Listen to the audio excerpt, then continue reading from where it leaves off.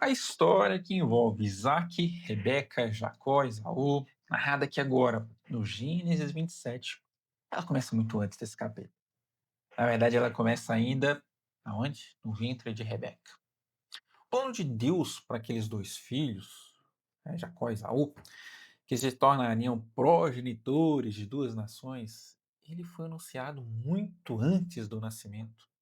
Deus havia dito claramente: o mais velho servirá ao mais novo. Ou seja, desde o início estava definido que Jacó seria o herdeiro da promessa, e não seria, nesse caso, Esaú. O problema é que, mesmo conhecendo essa revelação, a dinâmica familiar ela nunca se alinhou completamente a ela. Isaac ele tinha uma predileção, né, de pai evidente, isso era evidente por Esaú. Talvez por ele ser o primogênito, talvez o seu jeito mais prático, né? Talvez pelo vínculo criado ali nas caçadas.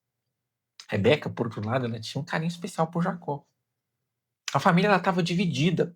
E isso já é um ingrediente perigoso para qualquer tomada de decisão. Além disso, uma ressalva aqui, Esaú ele nunca demonstrou grande interesse pelos planos de Deus. A gente já viu, já falei para vocês nos vídeos anteriores.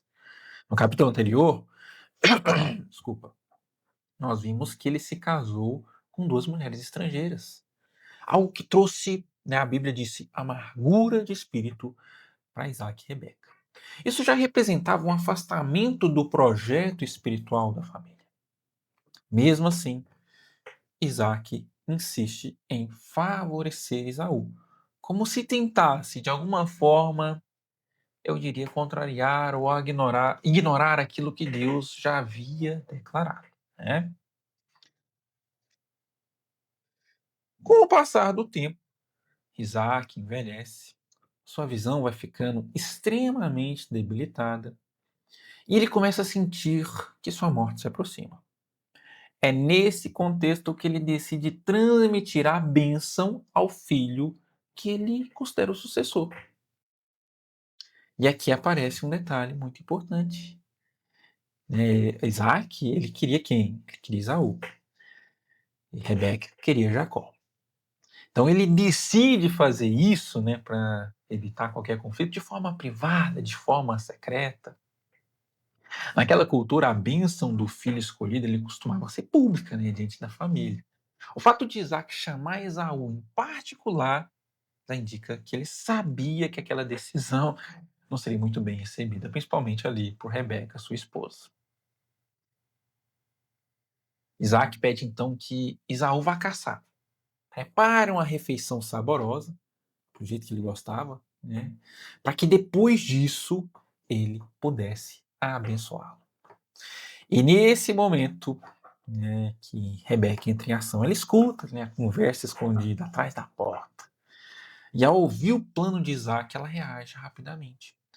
Rebeca conhece a promessa de Deus. Ela sabe que a bênção deveria ser de Jacó, e também porque ela gostava de Jacó, né, gente? Ou seja, o objetivo dela, em essência, eu diria, era correto.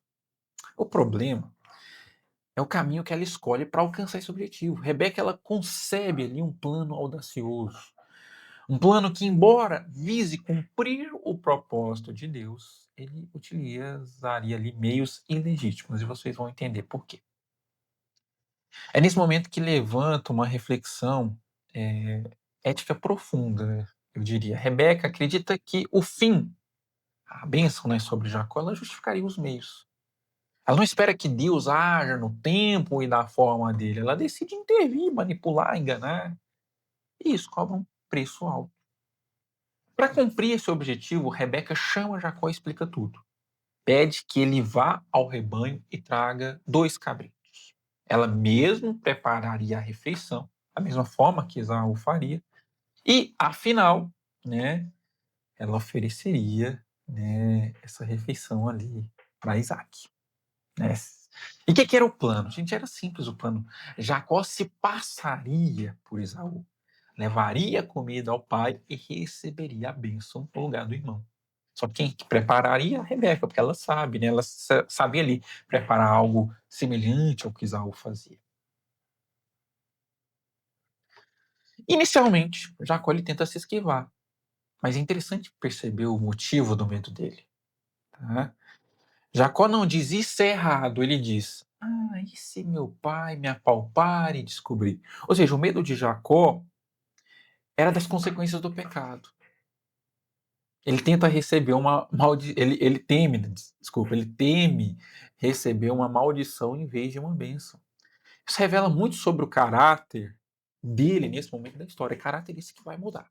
Tá? Já adianto, vai mudar, como nós vamos perceber no decorrer aí.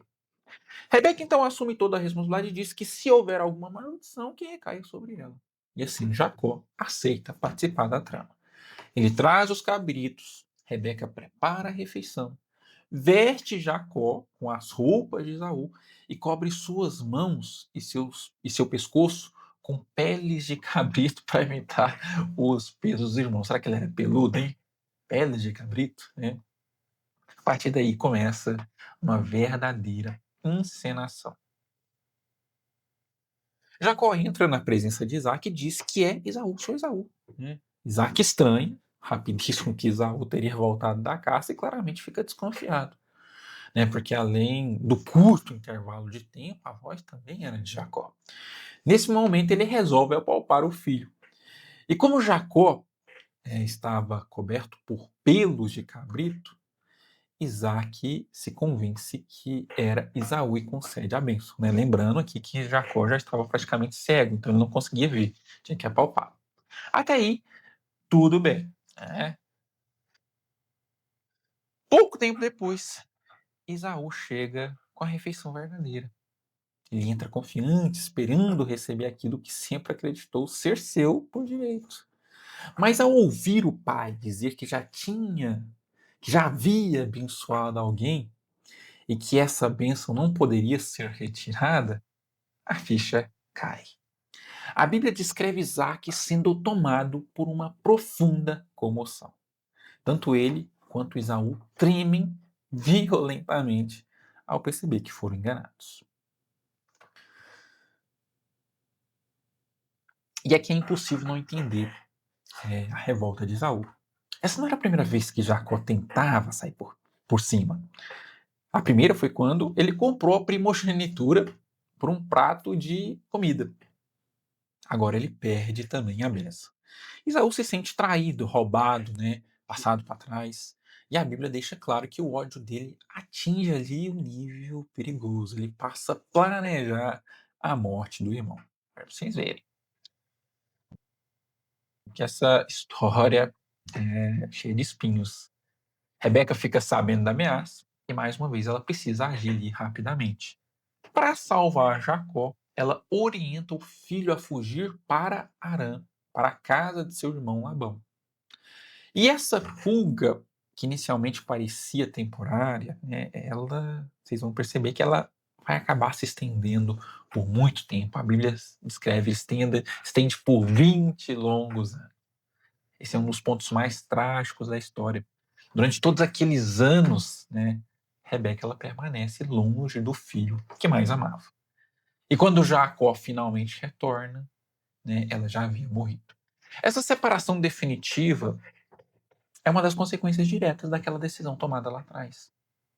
A mentira funcionou no curto prazo, mas trouxe consequências dolorosas, trouxe dor no longo prazo. A mentira, ela sempre cobra, de uma maneira ou de outra.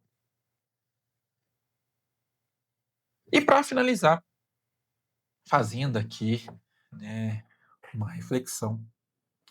Nós que somos cristãos, muitas vezes, independente da região que vocês forem, que são cristãos, muitas vezes nós não sabemos esperar o momento certo e acabamos fazendo escolhas erradas que só trazem sofrimento e dor. Se Rebeca tivesse confiado na promessa, muito possivelmente as repercussões na vida dela e na de Jacó teriam sido completamente diferentes. Nós devemos lembrar, tá? Preste atenção, devemos lembrar que Deus ele não precisa de mentiras para cumprir a sua palavra. Ela seria cumprida de qualquer forma e por um caminho talvez muito menos doloroso. Portanto, finalizamos esse capítulo com a seguinte máxima, não se esqueçam, anotem aí. Os fins não justificam os meios, beleza?